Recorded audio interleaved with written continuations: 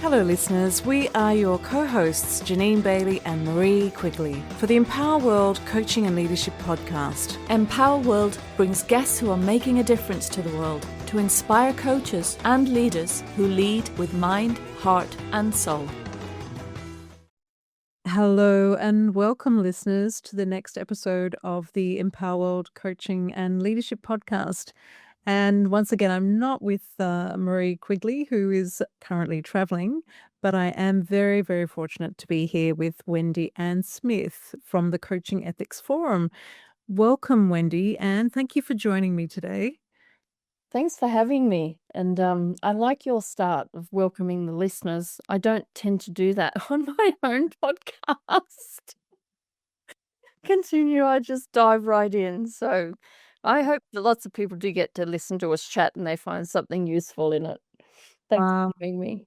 Yeah, I trust they will. Knowing you, Wendy-Ann, it's as little as I do, but as much as I also do. I trust there will be some great value that you impart. And so I was fortunate to, I wouldn't say meet, but certainly, I guess, connect somehow, some way with Wendy-Ann in your Coaching Ethics Forum, which was December last year. And it was the first time that I had attended the forum. And I was really thoroughly taken by it. It was a wonderful couple of days listening to amazing presenters, as well as yourself, over a couple of days. And it just, well, as I shared with you, Wendy-Ann, it really did inspire me. I did say to you that I wrote a post that I fell in love with ethics again. So, um, and that was one of the reasons I really wanted to bring you on board, because there was just so much gold, diamonds, wisdom from that conference. And I know that there's been so much more that has uh, been released since then. I know you continue to offer ongoing opportunities for people to really develop ethical maturity. So I want to hand over to you, Wendy-Ann, just to introduce yourself, and that might lead then into what it is that you also do in relation to the Coaching Ethics Forum. So, well, like you, I'm also Australian native.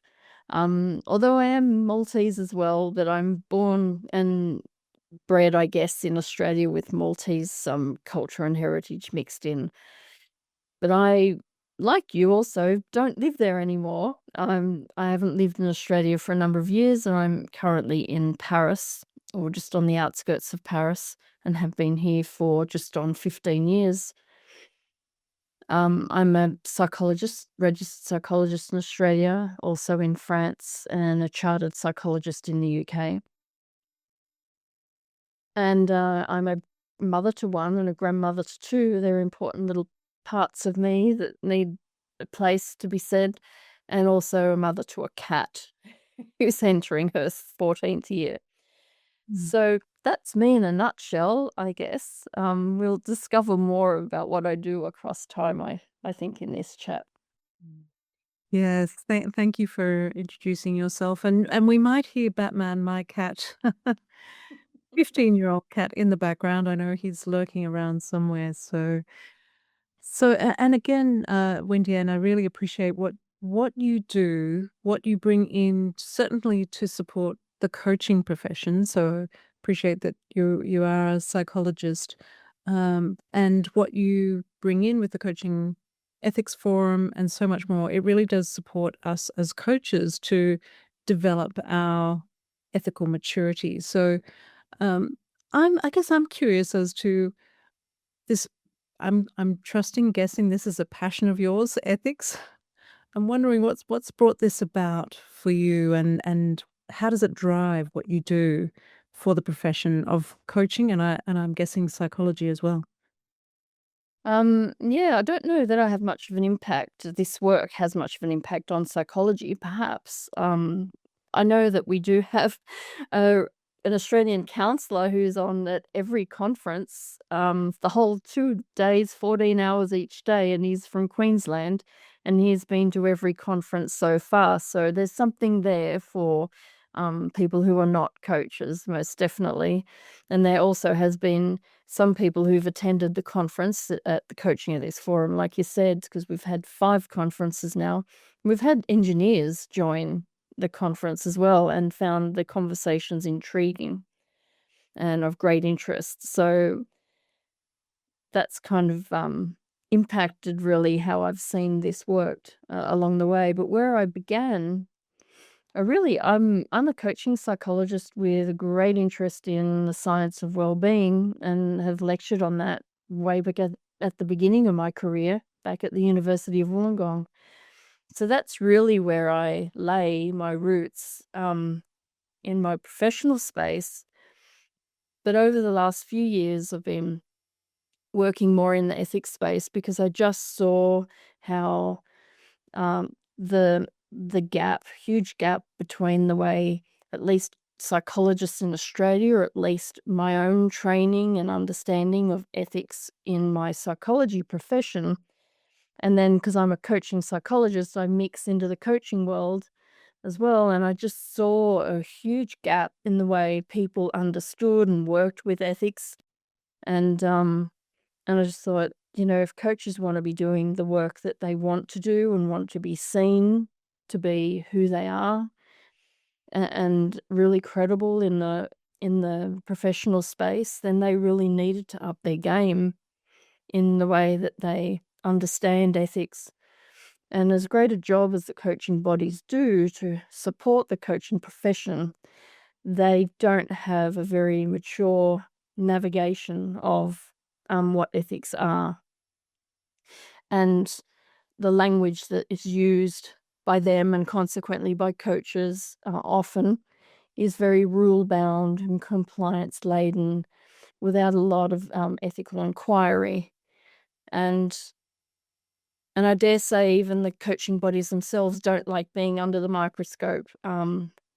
So, which I understand, but still I think this, if you put the ethical lens microscope on the whole profession, then I think we are moving towards maturing the actual coaching profession in a deeper way. So that's kind of where I began 5 years ago with this work, and it's grown exponentially, and I've gone a bit crazy and created a whole bunch of initiatives from that. So now there's a whole, what you might call an ethical spine to the whole profession that everyone can tap into in a pluralistic, dynamic, evolving, non-compliance way, other than you're invited to engage and you must do so kindly. Yes, yes. No, really appreciate what again you are doing for the profession, to really support it, to certainly behave in an ethical way and be able to provide that foundation for that trust between the coaches and the people that we work with. And of course, the coaching profession is becoming more complex with I don't know if it's an explosion of team coaching, but I'll use that word for now, with that coming up. And that, of course, is impacting a whole lot of different systems beyond just the coach and the partner themselves. It really does have this ripple effect. So I really appreciate that the ethical maturity and practice must be developed and can't be just put aside. It has to be something that is always appreciated, reflected upon, expanded, and grown. So Wendy-Ann, what do you believe might be one of the biggest challenges or opportunities for the coaching profession right now in relation to ethics? One of the challenges, I think one of the biggest challenges is the idea that AI suddenly is changing things so dramatically from an ethics perspective. I'm personally really concerned that everyone's getting so caught up in the AI world, particularly around ethics, that they're trying to stamp their feet in the ground of being an expert on ethics just in relation to AI, and that's going to cover them. I'm concerned that coaching bodies might decide to move too far into that space and not give enough importance and enough work to the human in the space, even with the strong presence of AI and technologies. I was listening to someone the other day talking about it, and they were talking about decision making in relation to AI and technologies, and they were talking as if it's the platform themselves that is accountable. And that very language concerns me, because it's the people who own it, design it, and put it out there that's accountable, not the platform. Mm. And so therein is where you see that the human is lost. And I think, there's just still so much work to do in relation to ethics, or ethicality, as I like to use the word, because that's more comprehensive. It's not just ethics in dialogue, it's actually then taking it out and actioning it and working with it. And so I think, like, generally society, but especially professionally and coaching, they still have so much more work to do to improve and increase their ability to be engaging with ethics and to be in ethicality, that I'm really concerned that this advantage, so-called competitive advantage of having an AI focus, will will not will mean we don't have as much presence and focus on the human, which is where it needs to stand. It Mm. has to be on the human, and whatever ways the human is engaging professionally, and, the ethics has to stay there. And so that's my biggest concern around what's happening at the moment. The opportunity the opportunity is that, if navigated well, that we can maintain the focus on the human, maybe take advantage of the interest in AI to maintain the focus on the human. And by doing that, by being really careful on the language that we're using, so as it's still recognized that the ethics lays with the human. And then as a consequence, the platform. So there's an opportunity there, I think, maybe to use AI to ethics advantage, to still to not have it, not have AI taken over. So we'll see how we go. I'm having a conference next year in February at the Coaching Ethics Forum, and it is going to be focusing on what is human, like what remains human. And this is an AI conference, but Mm. no one would pick that up. And because it's going to be AI, but also challenging and keeping the humanity as a part of it. So we'll see how we go. Mm. Yeah, that sounds really interesting and intriguing in terms of certainly the challenge, also the opportunity in the conference. And what was coming to mind, Wendy-Ann, when you were sharing that, was the couple of times recently where I've had to seek out support from a bank and something else. I think it might have been the UK government site, and it's trying to support my query with its robotic sponsors, and none of them fitted my particular inquiries, and then trying to convey that to the bot that no, it's not that, it's this, was incredibly frustrating. So I had to speak to the human to get that support. So I I hope that we can continue to keep the human very much in those interactions where we are looking for support, whether it be coaching or something else. So what I've also really appreciated, Wendy, I think those, can I say about those chatbots? I tend to say the chatbot, I just need to know how to speak to a human. How can I be in contact with a human? I go straight for the human connection and try, and I know I got to have to engage in them because a lot of these places now have them there as a first point. But I try to navigate myself around them by asking them letting them know I have to speak to a human, and can you just give me a human, any human, and yes, yes, I know I do that with my the bank bot, and it did take several attempts of rewording or continuing to badger the bot for a human being. So the other aspect that I really appreciated going off the AI topic here in the Coaching Ethics Forum of last year that I attended, which we both talked about before we came on here, and it was I found it a highly engaging but also an emotional experience, particularly when what you did was you brought in a variety of Indigenous voices into the room to also speak to what ethics means to them. And that was incredibly enlightening and empowering. And it also, coming back to the human, that's what I found was the message that kept coming through here was it's the relational piece that's really important. So I'm wondering, Wendy-Ann, what was your takeaway from that element of what you brought into the Coaching Ethics Forum? Because I felt it was really powerful. it was. I feel like that I need to watch the recordings again.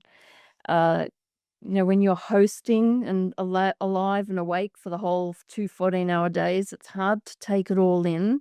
So my memory really sits in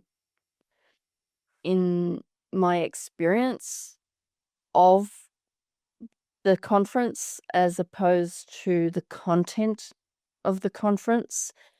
And that's just because of the role I play in the conference, I know. So my experience of it was that it was more emotive than I had expected.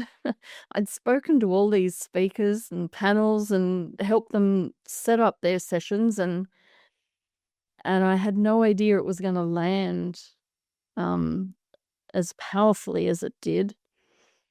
For me as an Australian, a white Australian, of course, the Australian Indigenous Torres Strait Islander panel was particularly evocative and emotive and just extraordinarily powerful, I think. There's much there that I think the Australian population as a whole would love to hear. So maybe I need to help make some of that become a little bit more public. But it was just a reminder about history, but sometimes it was set in the challenges of history, but also how they've maintained dignity even through those challenges, how we then move into the current day and can still be one and can still hold our individual identities, our individual culture, the layers of culture from where we come. I mean, just think about, I don't know about you, but I do know a tiny bit about you, that I know you have Indigenous ancestry there. And so then also looking at me, where I was born in Australia to an Australian dad, 4 generations, and to a Maltese mum, who was, I think, Maltese at the time of me being born, but is but long been an Australian citizen. So there's mixture of cultures that arises in that, and it's about being okay with all that, and they showed us that through a long range history. But that's why we're talking about the Indigenous voices, which was really unique to have in the one space. Like, that was a global conference with global voices.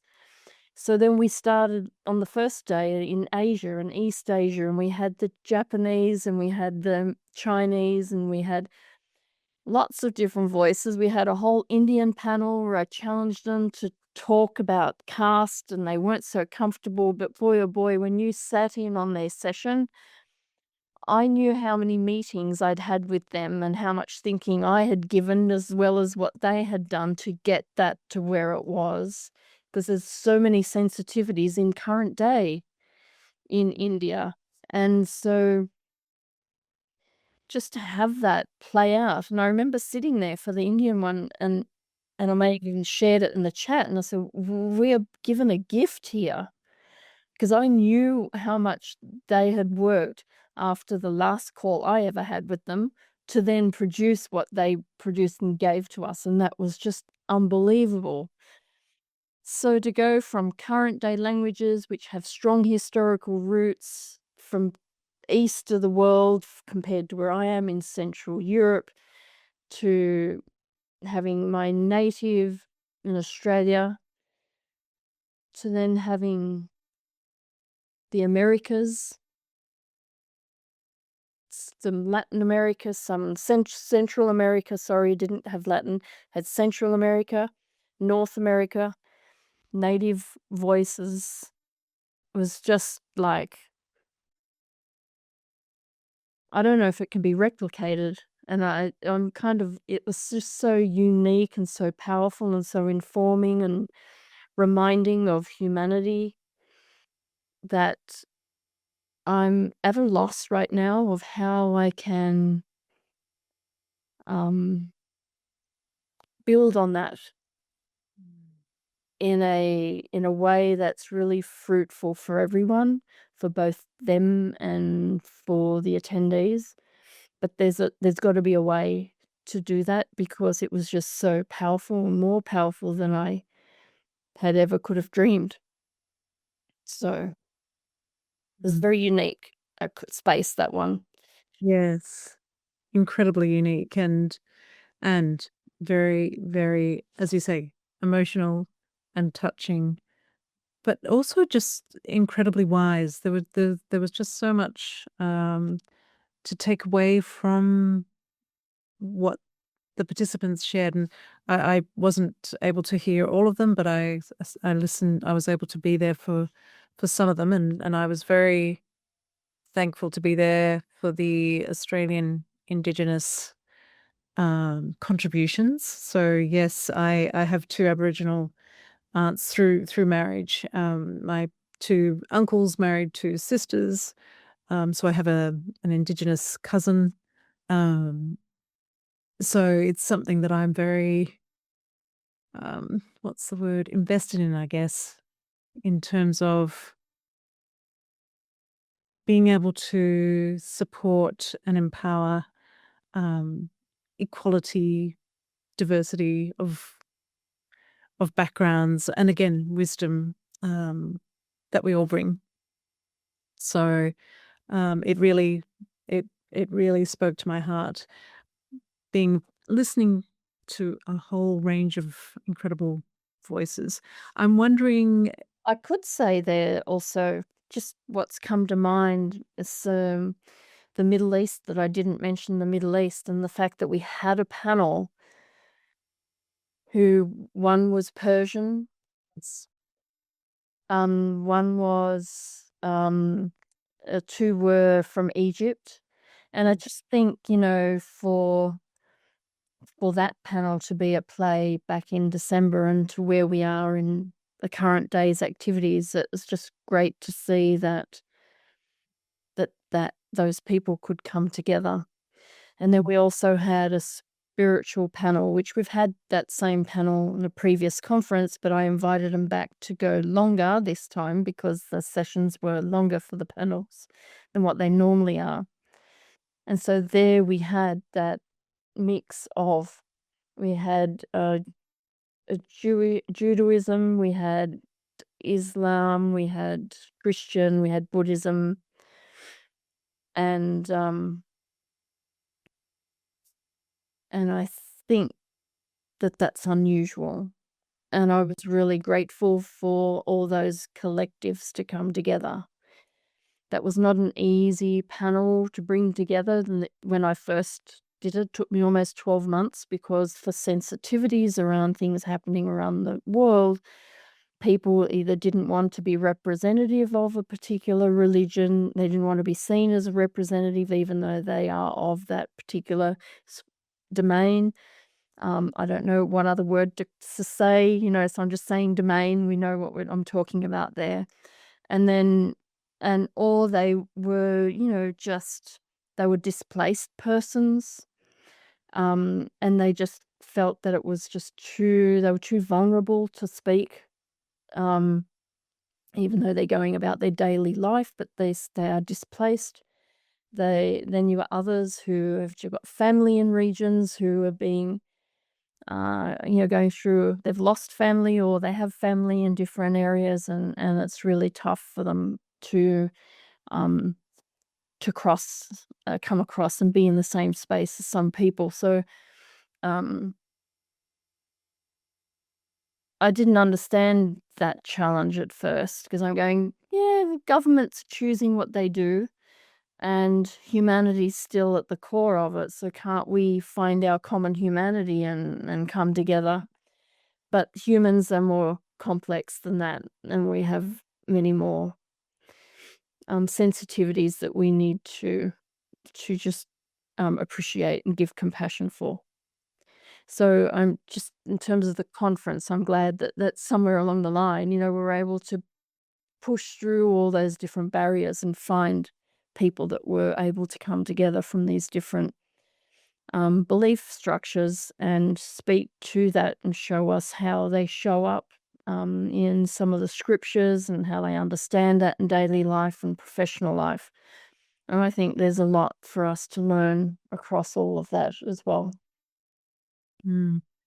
Yes, I really thank you for sharing this, Wendy-Ann, that desire, but also that difficulty to bring people from those different areas to come together. And I truly believe that's part of the work that we all must do as a human race to be able to come together, because I appreciate that many of us realize we are all connected much more than we realize. And so it's about bringing people together to have that dialogue, to be able to create those connections, create that awareness, that understanding, build that mutual respect and trust, and so much more. So I thank you for just sharing the challenge in that. And I, having lived in the Middle East for many, many years, I totally understand that dynamic is not easy. So well done for making that happen. And I again believe this is part of our ethical maturity or ethicality practice, whatever you may call it, because we are in the profession of bringing out the best in people, creating ecological outcomes that are good for us, good for others, good for the greater good. So again, thank you for all that work that you've been doing. I know it wouldn't have been easy, so well done. And as we start to perhaps come towards the end of our conversation today, Wendy-Ann, what perhaps might be striking you now in terms of ethics, or what you've shared in terms of the Coaching Ethics Forum, in terms of what you've been able to achieve? I'm curious as to what might be hitting for you, so to speak. Well, there's several things. How much time we have? There's several things. Got time. Yeah, well, the Coaching Ethics Forum has had 5 conferences now, and I think there've been 2 14-hour days is what they are, except for one which was 3 14-hour days, and that was as well attended as every other conference. So I think that's astounded anyone and everyone, because before that, ethics was the 1-hour session that might be included in some conference. You might get a couple of people who would turn up for it. It was the add-on. Now it's the center of gravity, exactly where it should be. I would like to see the coaching bodies support the forum's work more.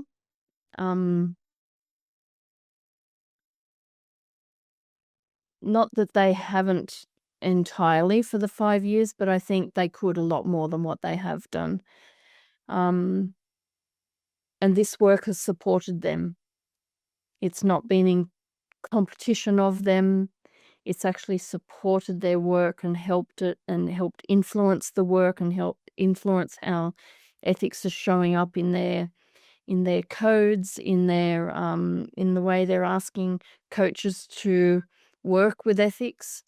So I would like to see the coaching bodies recognize that more, and actually encourage their communities to attend the conference. They don't. They have not done. But they have attended. So it's complicated.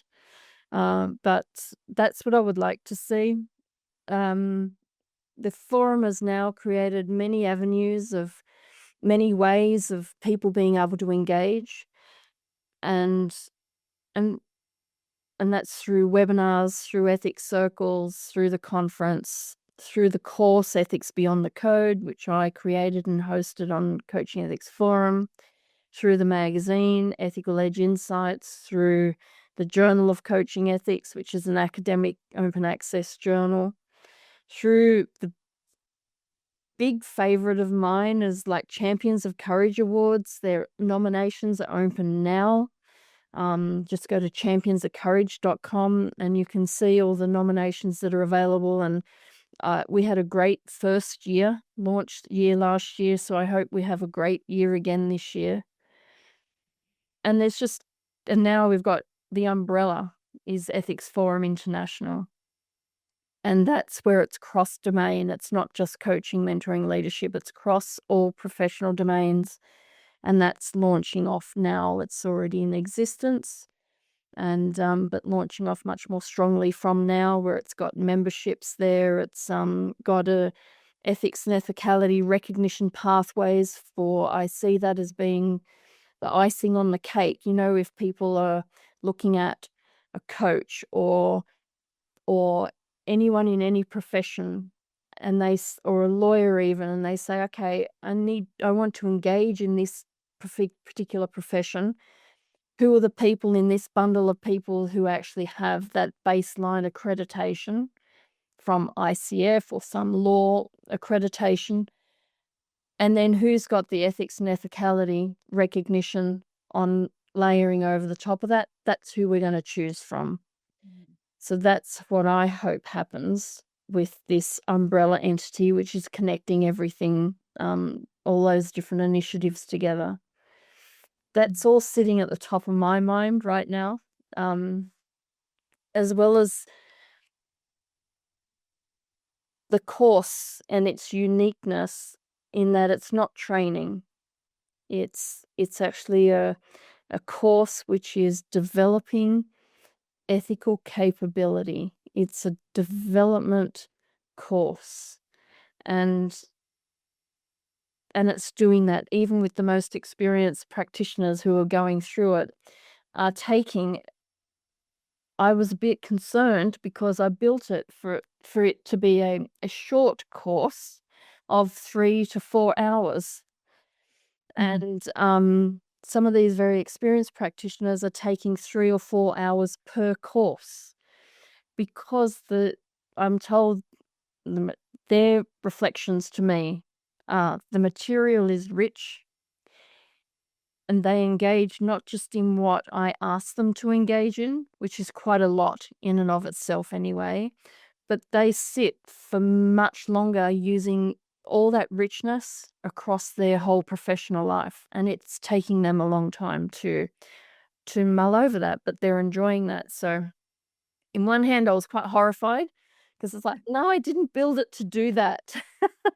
But yes, I did build it to do that, but I didn't build it for people to take that amount of time. So um, it's I'm hoping to have a paper published next year, which will give the evidence base for what this course is doing, because I can see it playing out already, and it's based on many things, but in Journal of Coaching Ethics, there's a paper there that I published, and I wrote it and published it, and it's called Courageous Becoming, and it's that developmental pathways in that paper that I call them movements, not a model, but developmental movements that this course is plugging into. Wow. Fantastic, Wendy-Ann. And it sounds like you are really onto something that, again, can really support the profession of coaching and really support people to reflect upon their practice, which is what we believe in doing, really developing, reflecting upon our ethical practice, ensuring it stays alive. It's not something just done and parked away. It's living with us. So thank you for, again, all of your work that you do to really highlight the importance of ethics, but actually really embody it, get curious about it, embrace it, have fun with it, be creative, and so much more. So thank you. And thank you for being here on our podcast today. And of course, anyone who wants to find Wendy-Ann Smith, your details will be on the website to grab, to be able to link with you. Wendy-Ann, is there anything that you would recommend that coaches do, or leaders who coach, or any other non-coaching person listening to this, if they would like to find out more, what would you recommend? Visit Ethics Forum International as the umbrella, and from there you can find all the other initiatives and find what's going to fit you. Where do you want to engage? And from there you can find your way to engage where you want to engage. And that's the thing, I guess, is that there are so many different pathways that some people engage in many different things because they find that fuels them. Others have a leaning to one kind of way of engaging than the other. And I say, well, there's a whole plethora of stuff there. Go and engage in whatever ways suitable for you, your structure of your life and your interest in the way you engage in topics. It's there for you to do that. So I just encourage people to go to Ethics Forum International as the first port of call and find your way to the other. Yeah, and they'll find you, no doubt, through. They'll find me somewhere there. If they send an email, I get it at the moment. So Great. Thank you so much, Wendy-Ann, for your time and generosity. Again, wishing you all the very best, and I look forward to seeing you on potentially another webinar, the Coaching Ethics Forum next year, or somewhere else. But again, thank you. Thank you so much. It's been a fun chat.